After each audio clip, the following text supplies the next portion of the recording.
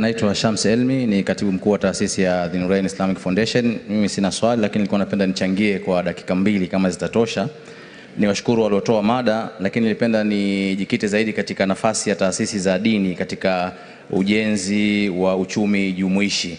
Kwa naona kuna umuhimu mkubwa sana kuziangalia taasisi za dini kwa sababu kwanza ni taasisi ambazo zina ushawishi mkubwa sana kijamii na kujenga maadili, na zinaweza kumjenga mtu kimaadili akawa mwaminifu na nidhamu, na hii ni mada ambayo imetolewa pale kuhusiana na swala zima la human resource. Tunahitaji watu wa aina hii. Kwa hiyo taasisi za dini ndio zina uwezo mkubwa sana wa kujenga hii human resource katika yale maadili ambayo tunayakusudia.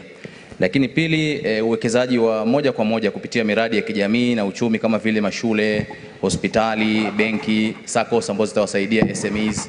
Taasisi za dini nadhani zina uwezo mkubwa sana kuwafikia watu katika maeneo mbalimbali. Kwa hiyo katika kujenga uchumi jumuishi, nilikuwa nafikiri taasisi za dini zipate nafasi kubwa sana. Sasa ili taasisi za dini ziweze kufanya vyema zaidi, kunahitajika mambo kadhaa yafanyike. Kwanza, upatikane ufadhili na ruzuku.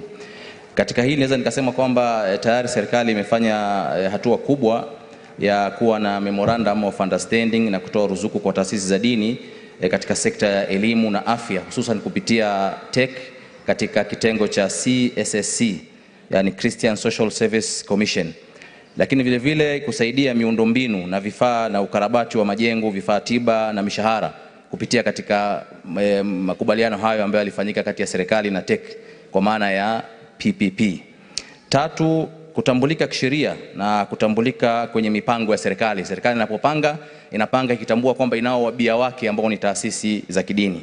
Lakini 4, fursa za maendeleo ya rasilimali watu kwa kuwafanyia wale watu training katika hospitali, katika mashule na kukuza uwezo wao. Lakini la 5 ni fursa ya kukopa katika taasisi za kifedha na kuweza kuwakopesha SMEs ambao wako katika taasisi zile za kidini, na hapo uchumi vile vile unakuwa umeweza kuendelea. Profesa pale alisema kwamba mtu yote asiachwe katika mpango huu na dira ya 2050. Awe ni mtu binafsi, iwe ni taasisi, ni lazima iwe shirikishi ili matunda yaweze kupatikana. Sasa nimalizie kwa kusema kwamba nchi yetu ni kama ndege, ina mabawa mawili. Haya mabawa mawili ni ya Ukristo na Uislamu. Na tumeona kuna makubaliano kati ya taasisi za Kikristo na serikali na zinafaidika na ruzuku ya serikali. Ni jambo la kheri, sisi hatupingi, ni jambo zuri.